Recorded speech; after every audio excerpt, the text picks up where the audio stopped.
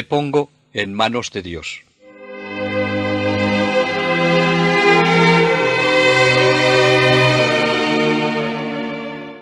Los últimos tiempos del pontificado de Pío X fueron de grandes dolores en distintos campos. Con gran serenidad y entereza supo aceptar las cruces que Jesús le ofrecía. En el invierno de 1913 murió de un ataque de parálisis su hermana mayor, Rosa Sarto. Ella había pasado con su hermano casi toda su vida.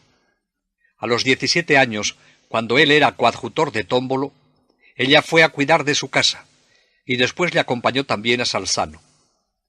En los años en los que él fue vicario general de Treviso y obispo de Mantua, su hermana se volvió a vivir con su madre, a la que cuidó hasta su muerte.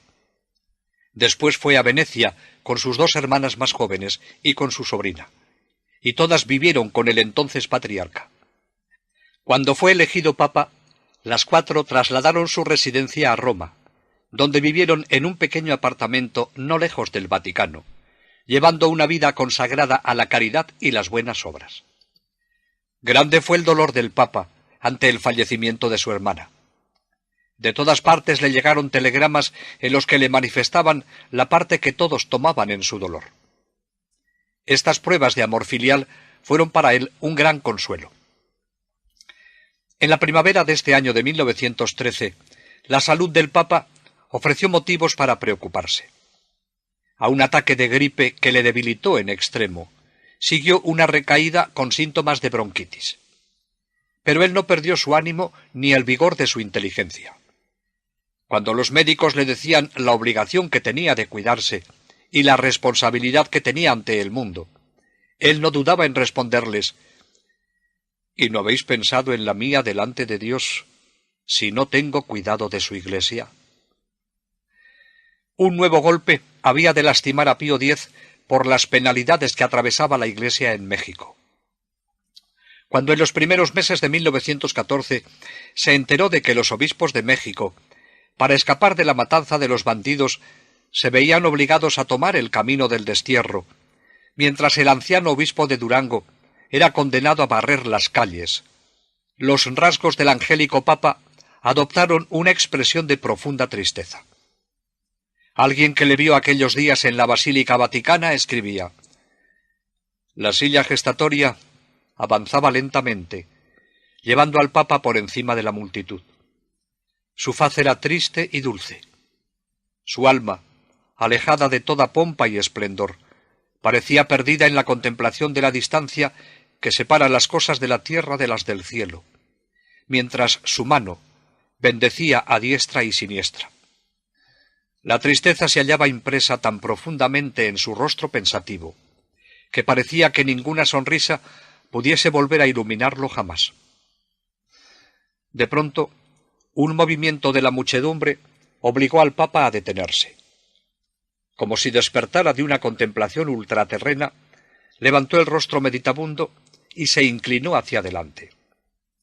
Una sonrisa de suprema dulzura y bondad, como rayo de sol en un cielo invernal, iluminó por un instante aquellos rasgos tan tristes. La preocupación de Pío X se extendía a la situación de Europa. Por testimonio de Merry del Val, sabemos que 2 años antes de estallar la Gran Guerra, conocía Pío X su proximidad y características. En las audiencias ordinarias que a lo largo de estos 2 años tuvo el secretario de Estado para despachar los asuntos oficiales, el Papa le habló con frecuencia y seguridad de la tormenta que iba a descargar sobre Europa. Las cosas van mal. No lo digo por esta expedición a Libia, ni por el conflicto local de los Balcanes. Las cosas van mal. Estallará la guerra grande. Y el 30 de mayo de 1913, cuando el doctor Bruno Chávez, embajador del Brasil, fue relevado de su cargo, Pío X, que le estimaba mucho y le hablaba con gran confianza, en la audiencia de despedida le dijo: «Usted es afortunado, señor ministro, pudiendo retornar a su casa de Brasil. Así no será testigo de la guerra mundial. ¿Su santidad se refiere al conflicto de los Balcanes?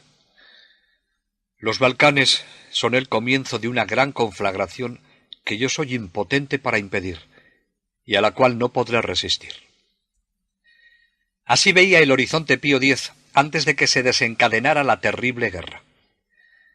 El 25 de mayo de 1914, el Papa tuvo el último consistorio.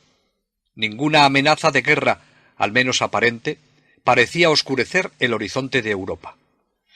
Sin embargo, en la alocución dirigida aquel día al Sacro Colegio Cardenalicio, tomando como argumento la cruz de Cristo, única fuente de salvación y de paz para la humanidad atormentada, pronunció estas graves palabras: «Hoy más que nunca hay que buscar aquella paz, cuando asistimos al frecuente espectáculo de unas clases hostiles a otras, de unos pueblos hostiles a otros pueblos, y por las discordias cada vez más encendidas, vemos nacer de pronto horribles luchas.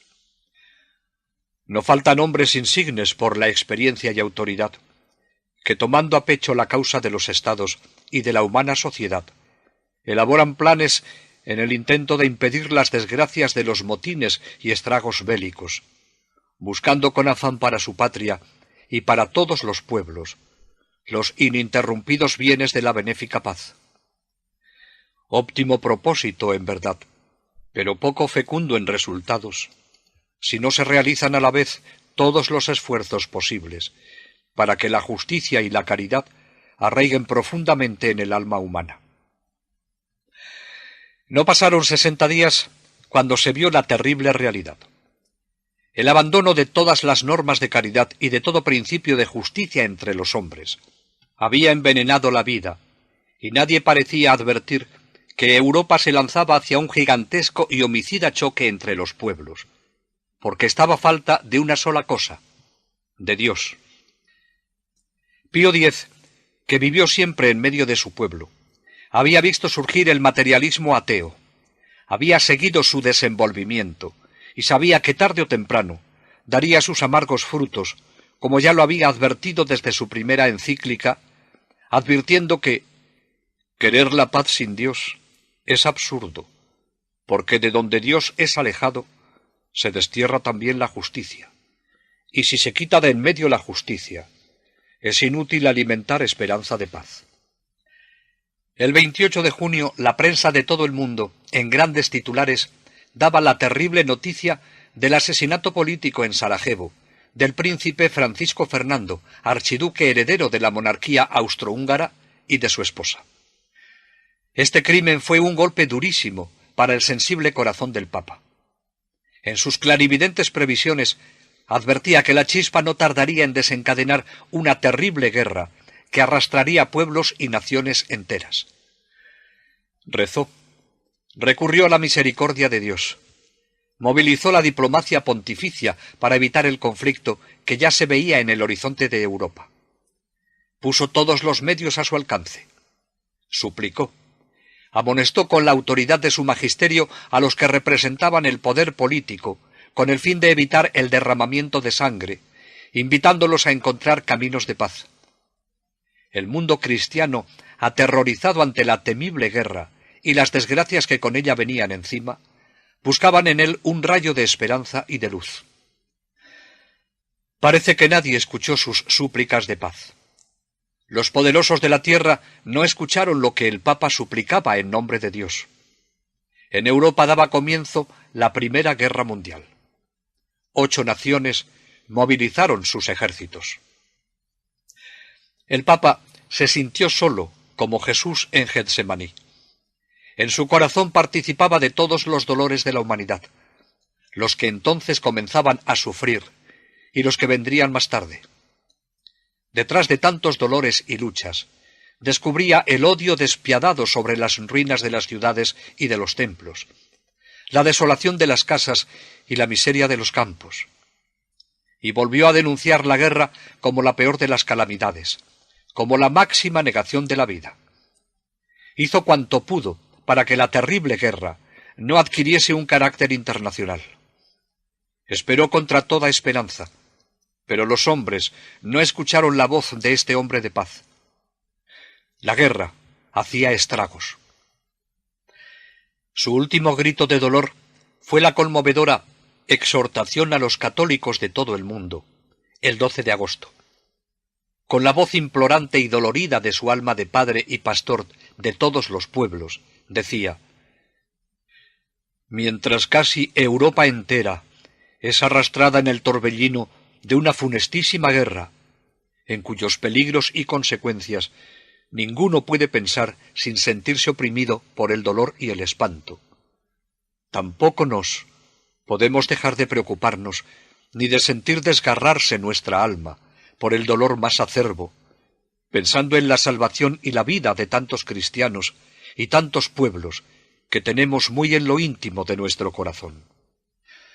En tan graves angustias sentimos y comprendemos que la caridad del Padre y el apostólico ministerio exige de nuestra parte que levantemos las almas a aquel de quien solamente puede venir el auxilio, a Cristo, Príncipe de la paz y poderosísimo mediador de los hombres para con Dios. Exhortamos, pues, a los católicos de todo el mundo, a que recurran confiadamente a su trono de gracia y misericordia, precediéndoles con su ejemplo el clero, anunciando en la respectiva parroquia, previa orden de sus obispos, públicas rogativas, a fin de obtener que Dios, movido a piedad, aleje lo más pronto posible las funestas antorchas de la guerra, e inspire a los supremos gobernantes de las naciones pensamientos de paz, no de dolor. Era su última imploración. El sufrimiento del Papa se hacía visible externamente. Parecía que aquel corazón tan grande, que siempre se había alimentado de amor, no podría seguir viviendo. Día y noche acudía a Dios, lloraba y rezaba. Rezaba largamente, olvidado de sí. Decía: daría en holocausto esta pobre vida para impedir la matanza de tantos hijos míos. Tenía el corazón deshecho. Pensaba con inmenso dolor en los seminaristas y sacerdotes de diversas naciones que se hallaban ya en los campos de batalla, luchando unos contra otros. Sólo quienes escucharon sus últimas confidencias pueden formarse una remota idea de lo que sufría aquel corazón tan grande. Con los ojos inmensamente abiertos sobre los terribles hechos, murmuraba con inmensa tristeza: sufro por todos los que mueren en los campos de batalla. Comprendo que esta guerra será mi muerte.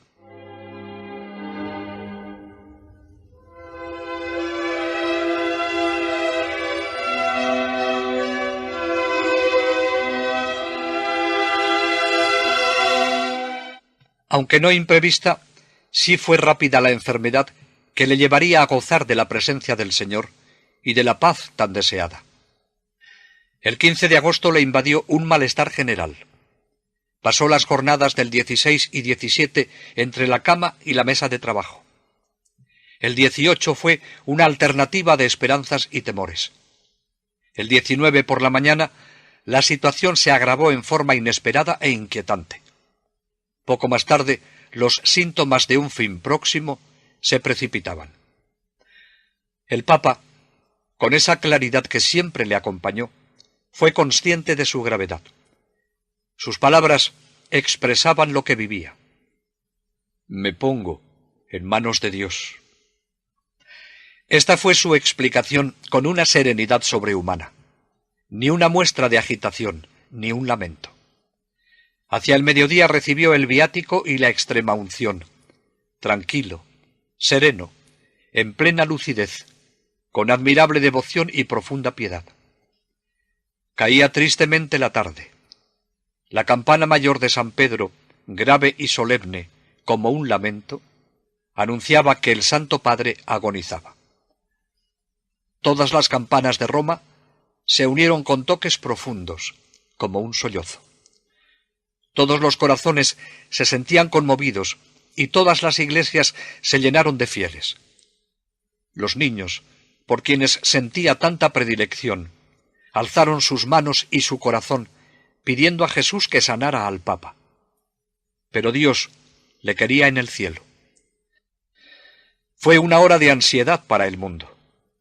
El Papa, dulce y tranquilo, se extinguía murmurando palabras de intercesión, de holocausto y de misericordia para los pueblos que se desgarraban sin piedad. El último adiós fue para su cardenal, el secretario Merry del Val, que por espacio de 11 años lo había acompañado con una fidelidad inquebrantable, con amor siempre igual, así en los momentos sin relieve de la vida cotidiana, como en las horas grandes de la historia de su memorable pontificado. Cuando el Santo Padre había perdido ya el uso de la palabra, pero conservaba aún la mente en plena lucidez, concentrando toda su alma en una mirada de extrema dulzura, tomó con su mano blanquísima la de su fidelísimo cardenal secretario de Estado, y en un adiós conmovedor y silencioso, le apretó fuertemente, afectuosamente, por largo espacio de tiempo, como si quisiera expresarle todo su afecto y gratitud. Conmovido sonrió a sus hermanas y bendijo a los pocos cardenales y prelados presentes, que no podían contener su llanto. Y entonces señaló al cielo. Era su destino definitivo al que siempre aspiró. En la estancia se respiraba un ambiente de pureza y dulzura. Algo ultraterreno se manifestaba en su rostro. Se adormeció suavemente. Un espasmo. Hizo suavemente la señal de la cruz y unió ambas manos como si celebrara un gran misterio. Antes de amanecer, besando un pequeño crucifijo, el Papa cerraba para siempre los ojos a este mundo y los abría a la visión de aquel cuyo representante había sido en la tierra, Cristo. El médico que le asistía, refiriéndose a la muerte del Papa, exclamó: «No podía ser más serena». En aquel instante, el reloj de la Basílica Vaticana marcaba la 1:15 del 20 de agosto de 1914. Aurora de llanto para el mundo que perdía un Papa santo, que con tanta sabiduría, humildad, mansedumbre y fortaleza había dirigido la Iglesia durante 11 años. A lo largo de los años, él ha estado presente en el corazón de los cristianos.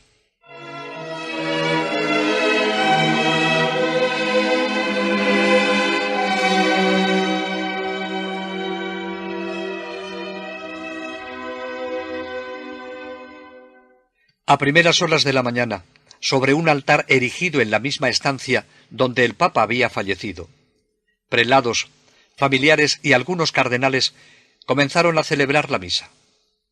Después todos querían poner sobre él rosarios, medallas y pequeños crucifijos como recuerdo. Desde la tarde del 20 hasta la mañana del 21, el cuerpo del Papa, revestido de pontifical, estuvo expuesto en la sala del trono. Una muchedumbre de personas de todas las clases y condiciones sociales se volcó en el patio de San Dámaso. Invadió las grandes escalinatas y las salas del Palacio Apostólico. Querían orar por el Pontífice Santo, pero también invocar su intercesión en el cielo. La afluencia del público era impresionante. Todos querían estar junto al Papa tan querido. Un prelado italiano escribía a un amigo: «Nos ha abandonado el alma más pura de cuantas habitaban este mundo, enrojecido por la sangre y azotado por la tempestad». Y otro comentaba: «El Santo Padre ha muerto porque se le rompió el corazón». Todo el mundo católico, incluso hasta los mismos adversarios de la Iglesia que habían combatido su pontificado, se inclinaron reverentes ante la memoria de un hombre extraordinario, de un santo. El diario más importante del protestantismo francés declaraba al día siguiente: «Pío X no ha tenido en cuenta jamás aquellos elementos que de ordinario determinan las decisiones humanas. Se ha mantenido siempre en su terreno, el de lo divino, porque siempre se ha inspirado exclusivamente en su fe. Ha sido el testimonio de la realidad, de la potencia y de la soberanía del Espíritu, no temiendo afirmar que nada le falta a la Iglesia para mantenerse viva, para combatir, para vivir, con tal de que sea libre y se conserve siempre lo que es». El periódico Times de Londres escribía: Todos aquellos que aman la santidad sincera se unirán a la Iglesia católica, que llora en Pío X a un sacerdote, a un gran obispo y a un gran papa. El diario socialista L'Humanité de París se expresaba así: ha muerto el papa. Hay que confesar que fue un gran papa. Su política fue simplicísima. Consistía en restaurar los valores de la fe con firmeza apostólica. Y ha podido desarrollar esta política con autoridad por la sencillez de su alma y por la sinceridad de sus virtudes, que jamás ha puesto nadie en duda. De cualquier modo que se le quiera juzgar, debe decirse que fue un gran papa. Testimonios verdaderamente significativos y, en verdad, nada sospechosos. Y junto a estos testimonios, el luto y la aflicción profunda de los diplomáticos que durante su pontificado estuvieron en relación con Pío X. Su secretario de Estado pudo afirmar: vi a muchos de ellos conmovidos hasta derramar lágrimas. Su testamento refleja bien su vida. Lo tenía escrito desde el 30 de noviembre de 1909. Estas son algunas de sus palabras. Nacido pobre, pobre toda mi vida, y seguro de morir pobrísimo. Recomiendo a la generosidad de la Santa Sede a mis 3 hermanas, que siempre han vivido conmigo, para que les asigne 300 liras mensuales. Ordeno que mis restos no sean tocados ni embalsamados. Por tanto, a pesar de la costumbre contraria, no podrán ser expuestos más que unas horas y después serán sepultados en la cripta de San Pedro del Vaticano. Pero confío que por eso no me faltarán los sufragios de los fieles, que pedirán la paz para mi alma. Dios me sea propicio y me acoja en su infinita misericordia. Cuando a los 2 días de su muerte el pueblo de Roma pudo conocer este testamento, con un sentimiento unánime exclamó: Pío X es un candidato a la gloria de los altares, es un santo. Aquel mismo día, un notable escritor, corresponsal en Roma del Temps de París, telegrafiaba a su periódico diciendo: ese testamento que pone muy en relieve el espíritu profundamente evangélico de Pío X ha producido enorme impresión, que ha tenido su manifestación grandiosa en la Basílica Vaticana, cuando toda Roma se ha arrodillado en torno al cadáver del Papa Santo, invocándolo en alta voz: San Pío X, rogad por nosotros. En Roma he visto otras veces ceremonias conmovedoras, pero nunca contemplé un espectáculo tan grandioso e impresionante como el movimiento y el grito de esa inmensa multitud que aclamaba, sin distinción de clases ni partidos, a un papa que acababa de morir. El pueblo, con su seguro instinto, lo ha proclamado ya santo. El 23 de agosto de 1914, el cuerpo del humilde y gran papa, acompañado por el llanto y la admiración, descendía a las grutas vaticanas, donde él había solicitado reposar. En aquel momento, un monseñor del Vaticano afirmaba: si Pío X ha muerto, vive en la memoria y en los fastos de la Iglesia y del pontificado romano. No me cabe duda de que esta zona de las grutas vaticanas no tardará mucho tiempo en convertirse en santuario y meta de piadosas peregrinaciones. La Iglesia es fecunda en santos. Dios sabrá glorificar ante la faz del mundo al Papa que ciñe la triple corona de la pobreza, de la humildad y de la mansedumbre. Acertada síntesis de la vida de Pío X y profecía nada arriesgada, que se vio cumplida cuando las grutas vaticanas se convirtieron en templo y la tumba en altar de gloria.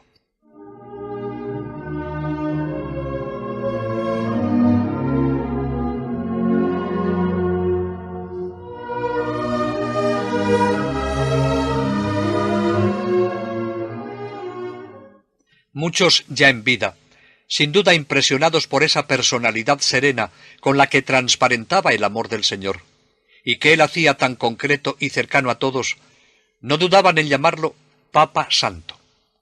Con su característica sencillez y humildad, sin dejarse impresionar por tal calificativo y haciendo uso de un juego de palabras, respondía con mucha naturalidad a quienes así lo llamaban, que se equivocaban por una letra. No Papa Santo, decía él, sino Papa Sarto. Lo cierto es que a su santidad Pío X se le atribuyeron ya en vida muchos milagros. Asimismo, testimonios abundantes concordaban en afirmar que tenía el don de penetrar en lo más secreto de los corazones humanos y de ver lo que en ellos había. El 14 de febrero de 1923 se introducía su causa de beatificación, iniciándose un largo y exigente proceso que duraría hasta el 12 de febrero de 1951. En aquella fecha memorable, el censor, quien hacía las veces de fiscal, se arrodillaba a los pies de su santidad Pío XII para certificar que, terminado el rigurosísimo proceso, podía pasarse a su beatificación cuando su santidad así lo dispusiese. Estas fueron las emotivas palabras que, al terminar su informe, pronunció el censor. Permitidme, pues, Beatísimo Padre, que, postrado humilde a sus pies, añada también mi petición, yo que procuré cumplir fielmente el cargo de censor que se me había encomendado.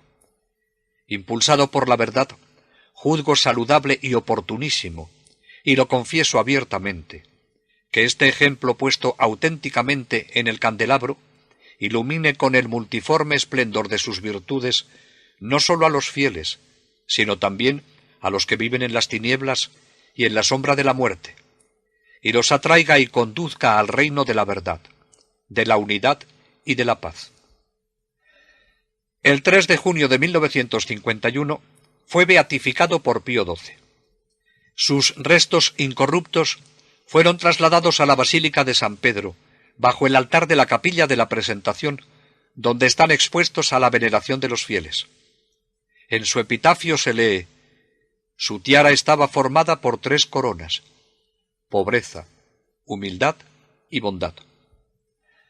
A los 40 años de su muerte, 3 años después de su beatificación, Pío X fue elevado a los altares el 29 de mayo de 1954, y de este modo podemos decir, su ardiente deseo de instaurarlo todo en Cristo se prolonga por su luminoso testimonio de vida y por su intercesión, por este y los siglos venideros. El secreto de su santidad fue la fe. Porque se movía en el mundo de la fe, podía estimar en su justo valor el estado del mundo y medir la gravedad de los errores que le amenazaban.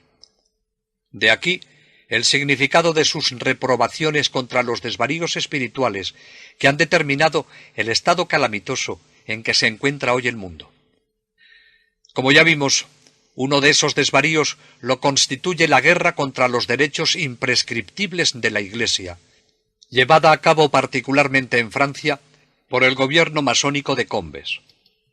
Frente a un gobierno empeñado en crear una iglesia y un episcopado nacional, Pío X se yergue como un gigante en toda la majestad de su soberana autoridad y pronuncia el non possumus. El gobierno rompe relaciones con la iglesia, se incauta de sus bienes, prohíbe todo acto de culto en las escuelas, en el ejército y en todos los establecimientos públicos, y niega en absoluto a las congregaciones religiosas el derecho de enseñar. Pío X, en su encíclica Vehementer del 11 de febrero de 1907, reprueba y condena la ley votada en Francia de separación de la Iglesia y del Estado. Más peligrosa que la acción de los enemigos de fuera, lo es siempre la de los enemigos de dentro. Pío X va a proceder con toda energía para conjurar el mal, tan frecuente entonces como ahora en los medios católicos, de acomodar la doctrina y la acción social política a los requerimientos del siglo. Gobernó la Iglesia católica con mano firme, en una época en que ésta se enfrentaba a un laicismo muy fuerte, así como a numerosas tendencias del modernismo en los campos de los estudios bíblicos y la teología. Introdujo grandes reformas en la liturgia y facilitó la participación del pueblo en la celebración eucarística. Permitió la práctica de la comunión frecuente y fomentó el acceso de los niños a la comunión eucarística. Promovió mucho el estudio del catecismo y ordenó la confección del Código de Derecho Canónico para reunir y unificar la legislación eclesiástica hasta entonces dispersa. A la actuación valiente de los santos no les faltan quienes quieren oponerse a sus enseñanzas. Pío XII no se contentó con defender a Pío X y a sus ilustres colaboradores cuando fue atacado por la firmeza de sus directivas espirituales, sino que hizo el elogio positivo de sus cualidades extraordinarias con estas palabras: con su mirada de águila, más perspicaz y más segura que la corta vista de miopes razonadores, veía el mundo tal como era, veía la misión de la Iglesia en el mundo, veía con ojos de santo pastor cuál era su deber en el seno de una sociedad descristianizada, de una cristiandad contaminada, o al menos acechada por los errores de la época y por la perversión del siglo. Podría sernos de gran utilidad aplicar las enseñanzas de Pío X a la situación de grandes sectores de nuestra sociedad. Un gran historiador, hablando de los desafíos del momento actual, dice: la Iglesia ha de afrontar un desafío proveniente del entorno social del primer mundo, y que se manifiesta en una ofensiva hecha de laicismo, de indiferencia, de relativismo y de evolucionismo materialista. Pero a su vez, los católicos han de ser conscientes del gran desafío que les plantea actualmente Dios, y del que depende en buena medida la futura historia de la Iglesia: su conversión en auténticos discípulos de Jesús, en cristianos con todas las consecuencias. Los primeros cristianos constituyen un admirable ejemplo de una fidelidad heroica que condujo a la renovación del entorno y al nacimiento de la sociedad cristiana. Esta es la solución a los desafíos de nuestro tiempo que nos señala el gran pontífice: santidad de vida e integridad de doctrina, recta concepción del ordenamiento económico-político de la ciudad, prudentes pero progresivas y efectivas reformas que eliminen las injusticias sociales. Estas son algunas de las condiciones inseparables para restaurar la ciudad católica. Desgraciadamente, en nuestro tiempo se ha confundido de manera inexplicable la reforma de las injusticias con el izquierdismo económico-político, y se ha querido bautizar esa confusión con un sentimentalismo evangélico, sucedáneo de la caridad. El mérito excepcional de San Pío X consiste precisamente en que, siendo él una lumbrera ardiente de auténtica caridad, estableció las condiciones para que, sin confusión, se adjudicasen las justas partes que se deben a la verdad y a la justicia. La vida y escritos de San Pío X pueden iluminar y ayudarnos a discernir tantas situaciones de nuestra sociedad y responder con valentía a los desafíos de nuestro tiempo.